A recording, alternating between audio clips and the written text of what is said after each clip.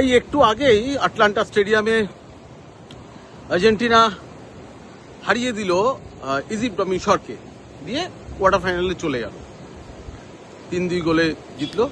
কিন্তু যেটা এই ম্যাচ থেকে উঠে আসছে যে একটা টিম 2 গোলে পিছিয়ে থেকে 3-2 ম্যাচ বার করছে, এবং সেই মেসির অসামান্য গোল, এটা যেরকম আরেক দিকে ভাববার বিষয় আছে যে রেফারিংটা কি আজকে সঠিকভাবে হয়েছে। এটা নিয়ে কিন্তু তুমুল সমালোচনা হচ্ছে বিশ্ব ফুটবলে বিভিন্ন জায়গা থেকে, বিশেষ করে ভারের কারণে যে গোলটা বাতিল হলো, যেটা অনেকটা বক্সের অনেকটা বাইরে একটা ফাউল হয়েছিল, তারপরে খেলতে দিল, তারপরে যখন গোল হয়েছে গোলের সাথে কোনো ভারের সম্পর্ক ছিল না। এই ফাউলটা কি এই রকম লেভেলের, মানে এরকম হাই ভোল্টেজ ম্যাচে যে বডি কন্ট্যাক্ট গেমে খেলা হয়, তাতে ওইটুকু কি এড়িয়ে যাওয়া যেত না? বা আগে তো ফাউলের বাঁশি দেওয়া হয়নি, গোল হয়ে যাওয়ার পরে অনেক পরে একটা ভারের সিদ্ধান্ত নেওয়া হলো। তো কোনোটাই রেফারির যে আজকে আচরণ বা সিদ্ধান্তগুলি কোনোটাই কিন্তু প্রশ্নের ঊর্ধ্বে না। আমি বললে হয়তো অনেকে রেগে যাবেন, আমি এখনও বলছি যে আর্জেন্টিনা কিন্তু সেভাবে পরীক্ষিত হয়নি যা গ্রুপটা পেয়েছে। একটা মরক্কো পেলে, একটা নরওয়ে পেলে এই কোয়ার্টার ফাইনালে উঠে আসার পথে, তাহলে বোঝা যেত। কেপে ভার্দে ভালো খেলেছি, ডাজেন্ট মিন যে কেপে ভার্দে বিশ্ব ফুটবলের খুব কুলীন গোষ্ঠীর একটা টিম, এবছর ভালো খেলে ফেলেছে।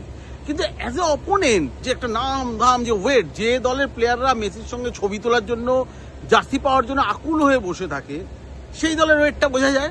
কিন্তু ভালো খেলেছে। গ্রুপ লিগে দেখুন অস্ট্রিয়া, এদের সঙ্গে খেলতে হয়েছে মানে আর্জেন্টিনাকে। আমি বলতে চেয়েছি যে টিমটা এখনো পরীক্ষিত নয়। আজকে একটু মিশর পেতে একটা আফ্রিকান নেশনস কাপে খুব ভালো রেজাল্ট মিশরের, এবং মিশরের ফুটবল বলতেই কিন্তু সালার আগে সেই অলিম্পিকে মিশর বড় বড় ভালো খেলেছে, সেইগুলো দেখাতো। আর বাকিটা আফ্রিকান নেশনস কাপে।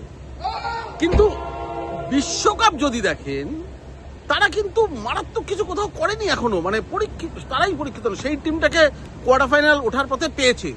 সালাহ আসার পর মিশরের সর্বকালের সেরা ফুটবলার, ওরা একটু ঘুরে দাঁড়িয়েছে। কিন্তু আর্জেন্টিনা কি দারুণ ফুটবল খেলেছে বলবেন? হ্যাঁ, এদের সঙ্গে কিন্তু লিওনেল মেসিকে তুলনা করবেন না।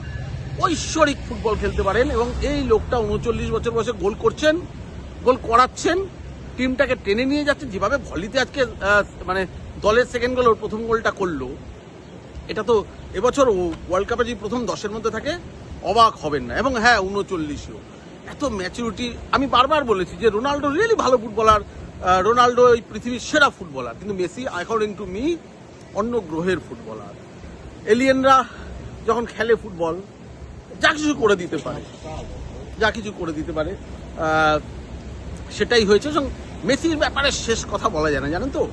এখানে যখন আমেরিকায় গৃহযুদ্ধ হচ্ছে, তখন ইউনিয়নরা যখন এই আটলান্টা শহরটাকে যাওয়ার আগে পুরো পুড়িয়ে দিয়ে গেছিল। পরে এই ধ্বংসস্তূপ থেকে আবার যখন আটলান্টা উঠে দাঁড়ায়, তখন লোকরা ঠিক করেছিল এখানকার একটা পৌরাণিক মানে প্রতীক হিসেবে একটা পৌরাণিক কিছু দিয়ে একটা প্রতীক শহরের করবে। তাতে প্রতীকটা হয়েছিল ফিনিক্স পাখি। আজকে সেই আটলান্টা স্টেডিয়ামে খেলা দেখতে যখন 2 গোলে পিছিয়ে আছে আর্জেন্টিনা, মনে হচ্ছিল যে সত্যি সেদিন কি মেসির জন্য এরা ফিনিক্স পাখি এই প্রতীকটা ব্যবহার করেছিল। যেভাবে 2 গোলে পিছিয়ে থাকা অবস্থায় ফিনিক্স পাখির মতো ঘুরে এলো আর্জেন্টিনা, মেসির পা ধরে, মানে পা ঘুরে, ধরাটা বলা ঠিক না, সেটাকে কি বলবে সেই আটলান্টার বুকে। এবং এই আটলান্টায় কিন্তু মেসি যদি কোয়ার্টার ফাইনালে কানসাসে যেতে, সেমিফাইনাল খেলতে আসতে হবে এই আটলান্টায়। সেরকম হলে হয়তো প্রতিপক্ষ হালান্ড হতে পারে, যেটা আমরা ভেবেছিলাম ব্রাজিল আর্জেন্টিনা হবে আটলান্টায় সেমিফাইনাল, সেটা সম্ভাবনা নেই। তো খেলাটা ভালো লেগেছে। একটা 2 গোলে পিছিয়ে থাকা দল 3-2 ম্যাচ বার করছে, এবং মেসির ক্রস থেকেই রোমেরোর গোল। সো এটা খেলাটা ভালো লেগেছে। কিন্তু আর্জেন্টিনা কি সত্যি খুব সেভাবে পরীক্ষিত হলো? আজ মিশরও 2 গোল কেন 3 গোল করে দিয়েছিল যদি ওরা ধারে না বা বাদ হতো। তাহলে আমি সেটাই বলতে চেয়েছি যে আর্জেন্টিনা কিন্তু এখনো পরীক্ষিত নয় সেভাবে এখনো অবধি। তবে এটা ঠিক যে যেভাবে নেইমারের বিদায় হয়েছে, যেভাবে লুকা মদ্রিচের বিদায় হয়েছে, যেভাবে ক্রিস্টিয়ানো রোনাল্ডোর বিদায় হয়েছে, যেভাবে সালাহর বিদায় হয়ে গেল, যদি আজকে লিওনেল মেসিরও বিদায় হয়ে যেত, বিশ্বকাপটা এখানেই আমাদের ভারতীয়দের জন্য শেষ হয়ে যেত। যতই এমবাপে থাকুক বা যতই হালান্ড থাকুক, নেইমার, মেসি এবং ক্রিস্টিয়ানো রোনাল্ডো, এরা একটা অন্য গ্রহে বাস করে, অন্য পর্যায়ে বাস করে, এবং তাদের খেলা দেখার জন্য ওরা মাইলের পর মাইল ছুটে যেতে পারে। এই যে এত দূর থেকে বিশ্বকাপে আসা, এটা তো মেসি, রোনাল্ডো, নেইমারের জন্য। তারাই যদি না খেলে, এবং বাঙালির রাত জাগা বন্ধ হয়ে যেত আজকে দিয়ে। সেদিক দিয়ে যে ঠিক আছে মেসি বেঁচে রইলেন, মানে বিশ্বকাপে তার দল বেঁচে রইল, সেটা আমাদের ভারতীয়দের জন্য বা বিশ্ব ফুটবলের যারা ফ্যান তাদের জন্য ভালো।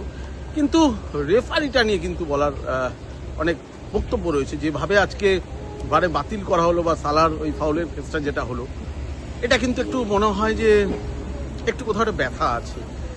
রেফারিদের নিয়ে আলোচনা কোনো জায়গাতেই শেষ হয় না।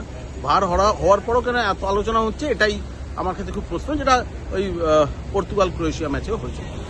পরের ম্যাচ দেখা হবে কানসাসে আর্জেন্টিনার। ততক্ষণ অবধি বিদায়, দুলাল।